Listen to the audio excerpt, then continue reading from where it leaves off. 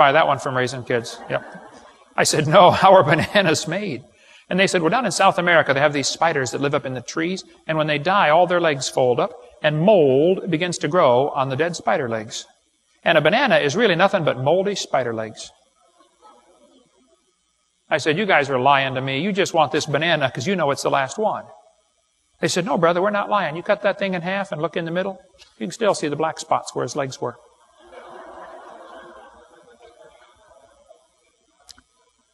I did not eat bananas for nearly 3 years after that. They lied to me. Have you ever been lied to before? You know, I would not have believed the lie if it hadn't been for those black spots. See, if you want to get somebody to believe a lie, you have to mix it with some truth. That's a technique they've used for years to kill rats. You don't give the rat a bowl of poison. You give the rat a bowl of good food with a little poison mixed in. They're mixing two things together that really do not belong together. See, rat poison is 99.995% good food. That's how you trick them. They've done the same thing for years to sell Marlboro cigarettes. They mix them in with cowboys. You can watch any Marlboro commercial. There's something about a cowboy in there. Have you stopped and thought about that? What is the connection between smoking Marlboro and cowboys? Do all cowboys smoke Marlboro? No. Do you have to smoke Marlboro to be a cowboy? No. If you start smoking Marlboro, do you become a cowboy automatically? No. You may smell like a horse, but you are not a cowboy. Okay? Actually, it's been proven in laboratory tests that nobody in the world smokes. Nobody smokes. Only the cigarette smokes. The person is the sucker. That's all. I think they ought to put the real name on those things. We ought to have some truth in advertising. You know, they should really be calling them cancerettes, breath rotters, bypass, malignant phlegm balls, and money suckers. Mm-hmm. They do the same thing with beer, though. They try to associate beer with sports. What does beer have to do with sports? They get some big football player holding his can of Bud Dummer. Or Bud Stupid.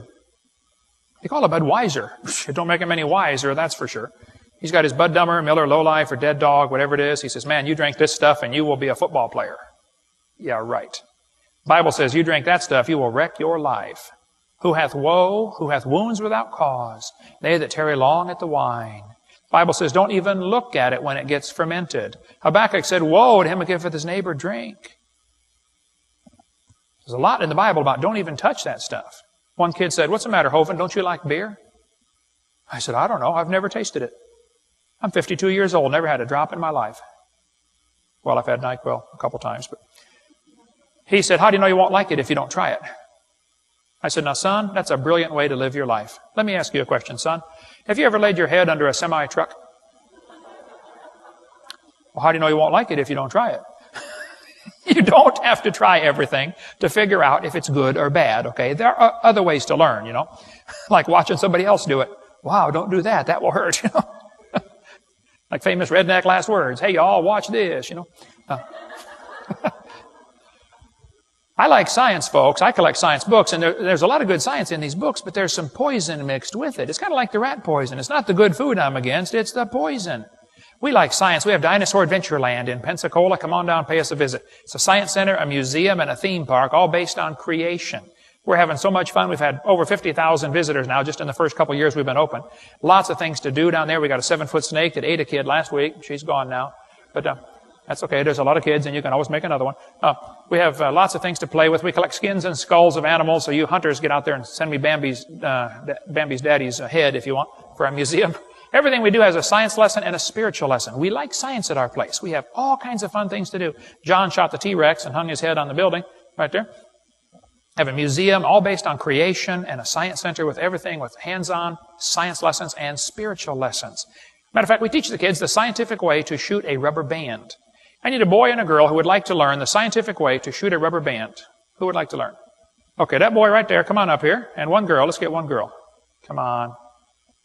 Way back there. Okay, hurry, run. Let's go. The scientific way to shoot a rubber band. What's your name, sir? Josh. How old are you, Josh? I was 10 for a whole year one time. That's amazing. I was supposed to be 11, but I was sick for 3 years when I was 2.5. Okay. And how old are you going to be when you're almost 12? 11. And how much does your mom pay you to be good? So you're good for nothing, and you're 10. Okay, good. Pick a rubber band out of here, Josh. Okay, the brown one. And what's your name, ma'am? Laura. Pick a rubber band out of there, Laura. You want the pink one, of course. Oh, girl. Okay. Now what I want you to do, Josh and Laura, we're going to stand here and shoot the rubber band down the center aisle. Go ahead. Oh, that one won't work. That's a double one here. Let me try an orange one here. That's two tied together. I didn't see that. Okay, Josh, shoot the rubber band down the center aisle. Past the table. Not too far. Laura, give it a try. Come on. Ooh, 3 rows back. Now watch carefully. I'm going to get down same size as you guys. And I'm going to show you the scientific way to shoot a rubber band. You ready for this? I want you to notice now, my fingers do not leave my hand at any time. You believe that? Okay, now pay attention. You see the guy sitting in the way back of the church?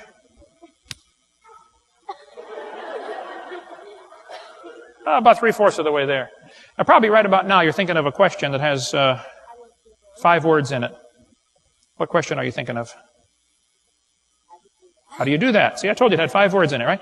Now, before I show you how to do this, I want to explain something. Some kids should not learn how to do some things, because they become what's known as a menace to society. Who's responsible for this kid right here? Where's your mom and dad? Is he safe with this information?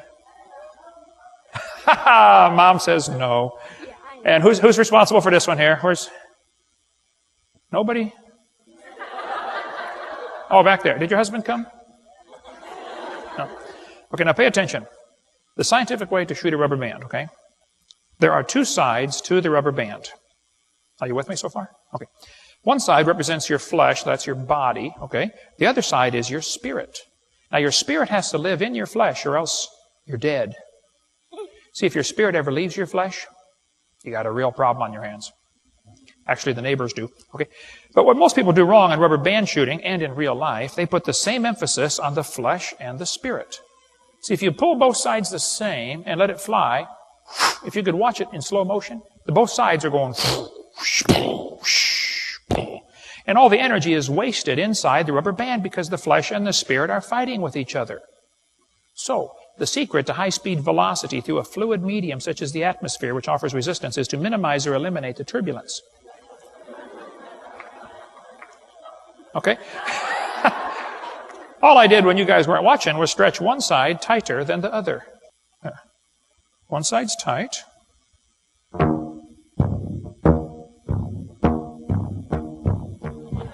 Now pay attention, okay? What's going to happen, if you do it right, the spirit leads the flesh, takes away most of the turbulence, and it goes much farther. Got the guy in the back row. So, when I'm up here with a whole pile of rubber bands, knowing I can hit anybody in the room, it gives you this feeling of power that some kids really just don't know how to handle. You know what I'm talking about? You're thinking about it right now, aren't you? Yes, I thought so. Let's give them a hand. Have a seat, guys. Thank you so much.